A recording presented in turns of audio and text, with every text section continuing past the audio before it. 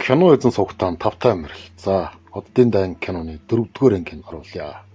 Star Wars шинэ найдвар нэртэй. За ингээд тоглон сууж таалан болгоно. Дуу оруулалт маань жоохон сонир байж магадгүй шүү. Hello there. Hello.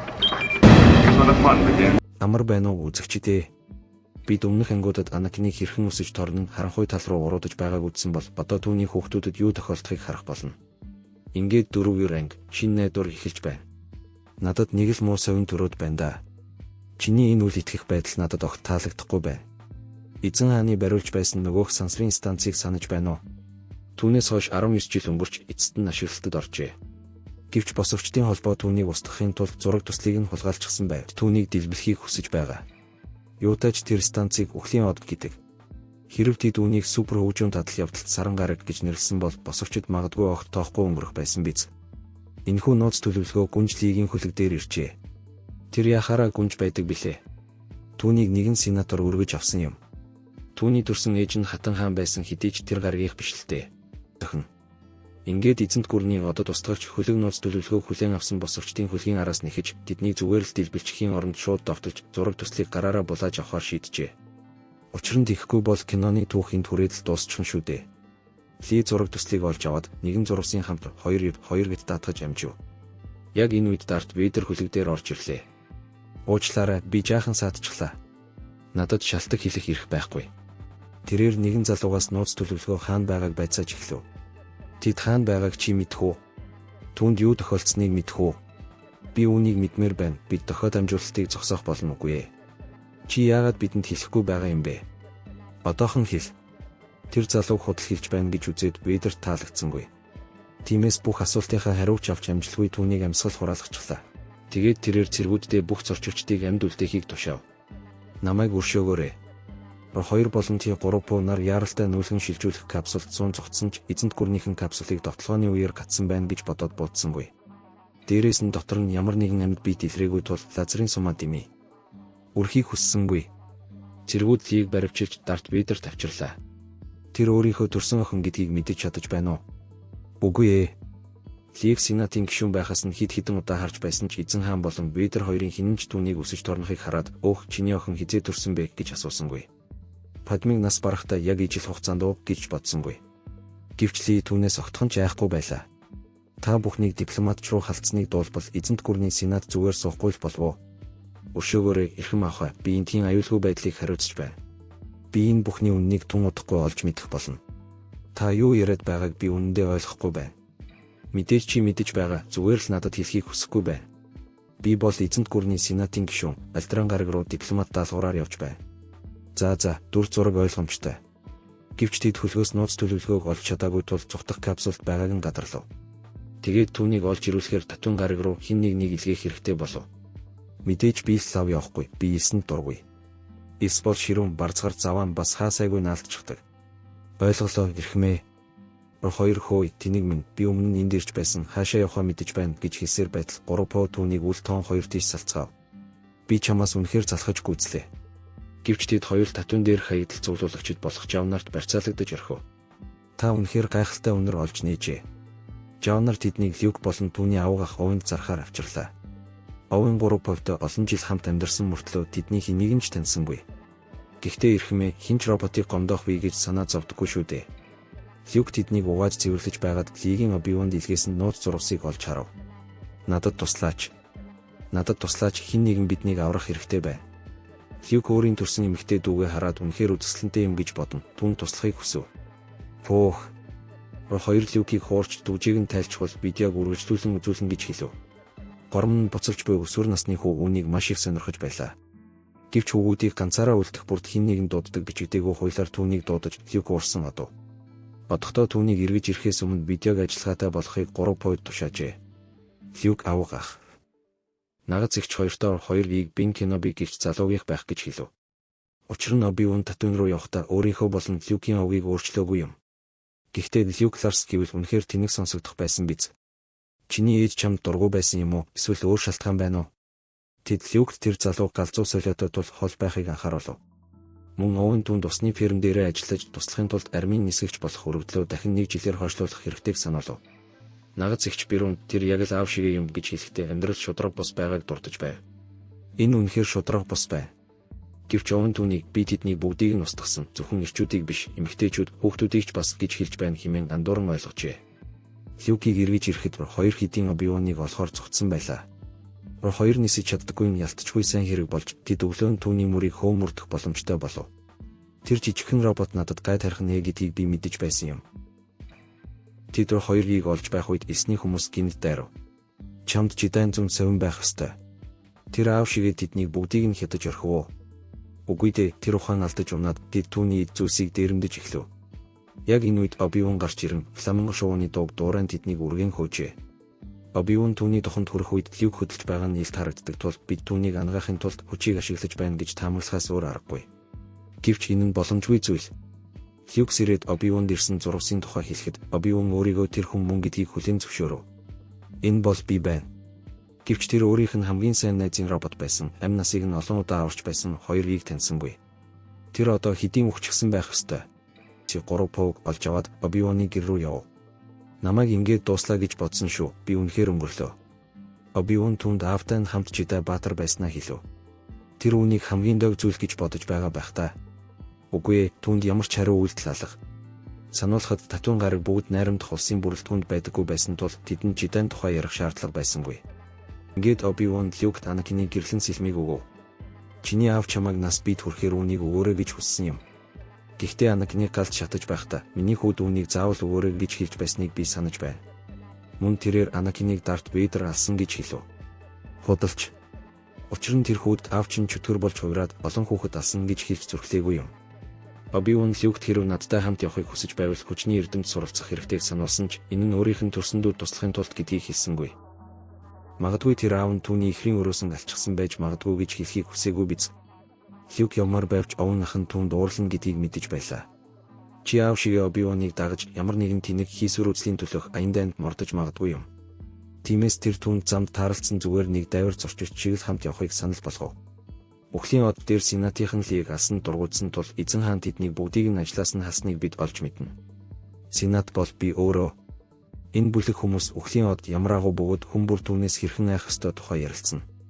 Тэгээд тэд Вейдерийг нууц төлөвлөгөө болон босовчдын баазыг одоо болтол олоогүйг нь шүүмжлэв.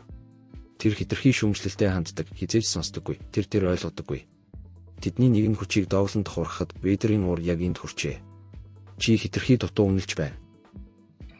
Вейдер түүнийг тавь, тэр намайг барьж байна. Анкор Пойнт руу явах замдаа тэд бүгд ам үрэгдсэн жав нарын цуваатай тааралдав. Люк ухаанзаарч тэдний роботуудыг хэн худалдаж авсныг тэд мэдэж байгаа бөгөөд түүний гэр бүлийнхний араас явж байгааг гадарлав. Тэгээд тэр Жедай баатар армийн генералыг эзгүйхээр орхиж авгах нагац ихч хоёроо эзэнт гүрний цэргүүдээс аврахаар тэнийг гэгч нь ганцаараа дахив. Би ийм зүйлд оролцоход хитрхи хөвшөджээ. Түүнийг гэртээ ирэхэд байшин хэдийн шатаж байсан ч тэр өөрийгөө хамгаалах гэж буугаач барьсангүй. Тэр хитрхи хоцорсон бөгөөд цэргүүд түүний авгах нагац ихчийг хэдийн шорлог болгочихсон байлаа. Люк эргэж ирээд 2-3 поо хоёрыг жав нарын цогцыг шатааж байхыг харав.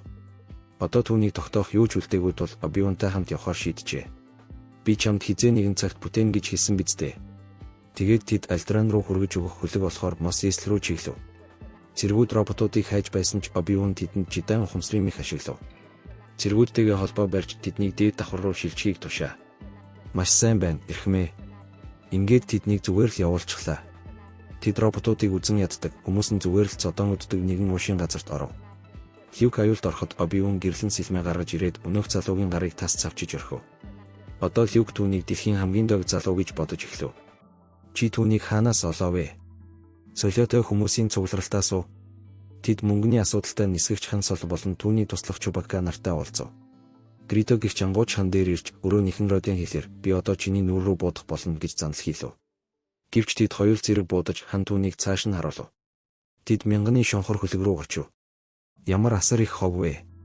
Гэвч нэгэн тагнуул тэднийг зааж өгснөөр эзэнт гүрний цэргүүд араас нь хөөцөлдөж эхлэв. Хэдийгээр тэд хөөгдөж байсан ч Люк ханыг бухимдуулах арга замыг олсоор л байлаа. Хүү минь, би үүнийг заавал эргүүлж авах болно. Энэ үед өхлийн од дээр Лег Гранд Моф Таркны өмнө авчирлаа. Намайг хөлөг дээр авчрах үед чиний тэр өмхийн үнэр хаасайгүй үнэртэж байсан. Түүнд мансууруулах бодис өгсөн ч хамтарч ажиллахгүй байсан тул хэрэг босовчдын бааз хаана байгааг хэлэхгүй бол Альдран гарагийг дэлбэлэн гэж зүрдүүлв. Ли баазын байршлыг хийсэн ч Таркин тэр хитрхи хол байна. Хинч харахгүй гээд түүний төрөлх гаргийг устгахаар шийджээ. Бүүвэ.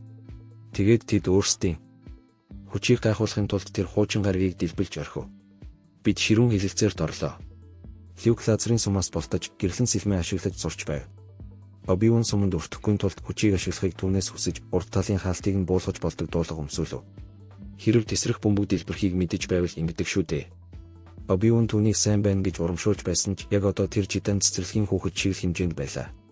Тэд альтран байх ёстой газарт ирсэн ч өхлийн оддын татах туяанд өртөж дотоош татагдав. Дарт Вейдер хүлэг дээр ирээд нэгэн уур амьсгалыг мэдэрч байгаагаа хэлв. Оби-Ван энд ирсэн байна, тийм үү? Тийм ээ, дахиад уу? Оби-Ван намайг алхнаа. Хүлгийн багийнхан нууц савнд нуугдаж цэргүүдийг устган хувцсыг нь өмсөв.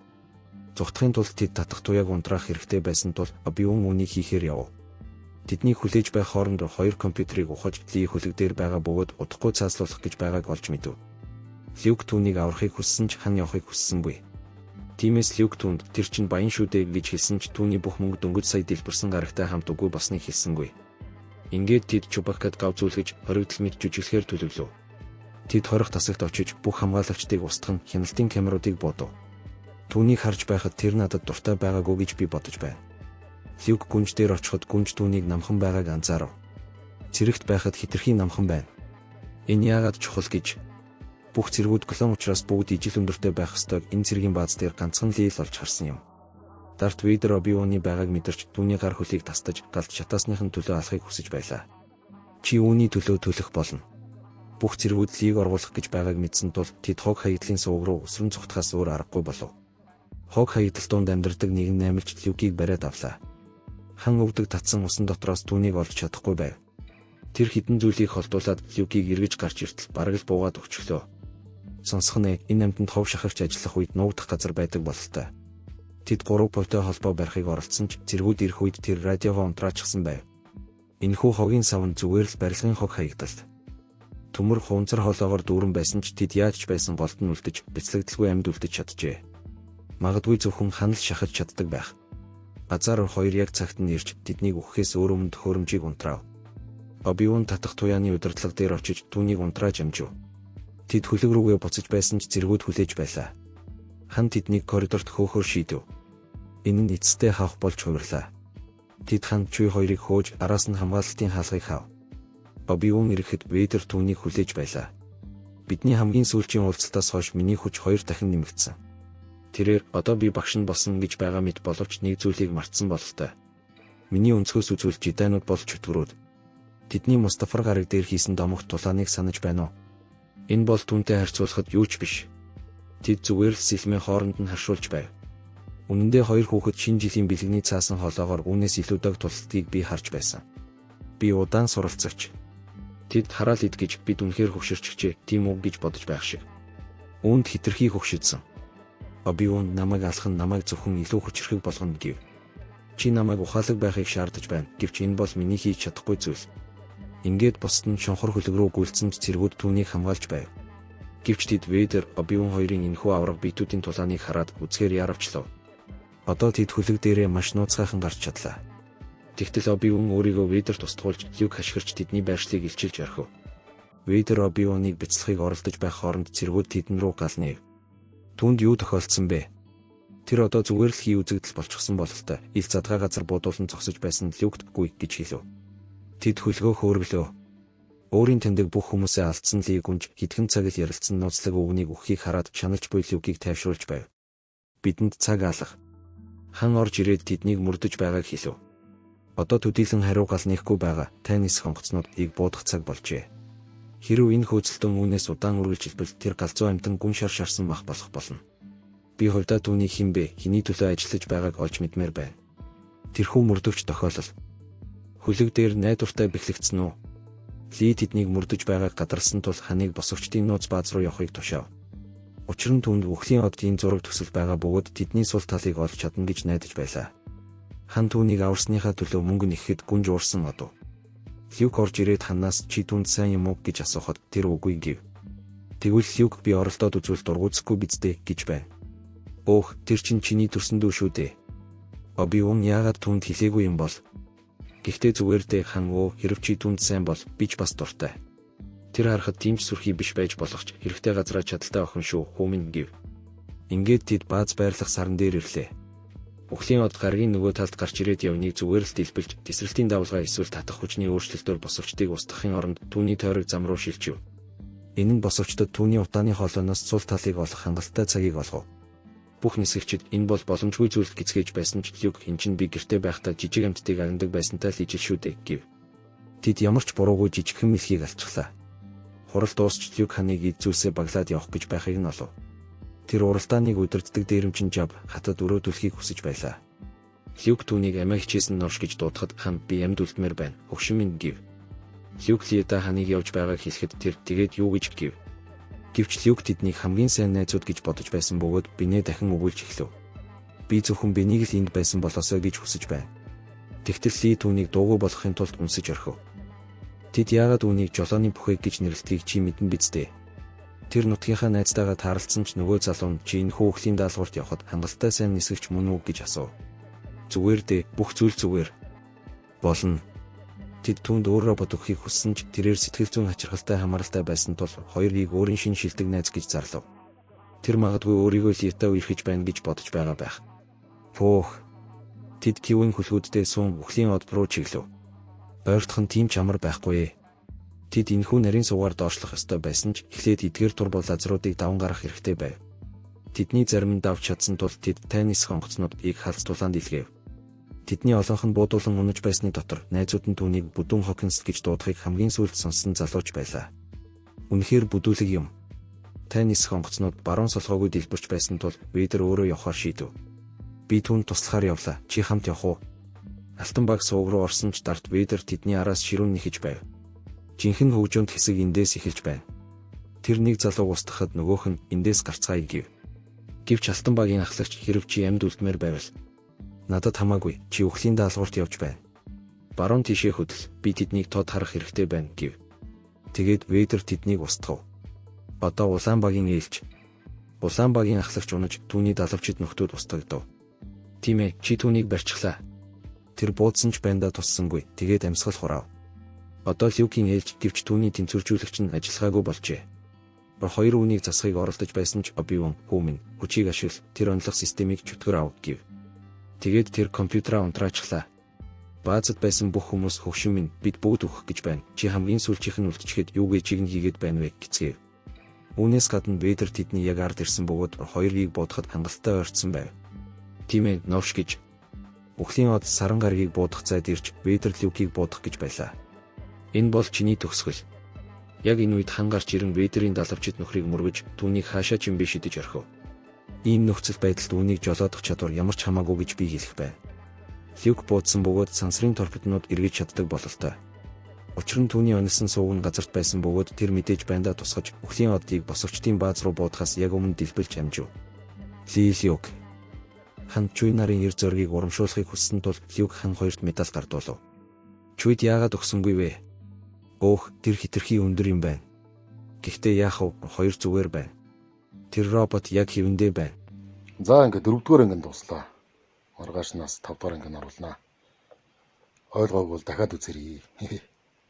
Буу оруулж жоохон тийм л байна. Гэхдээ яах вэ зүгээр.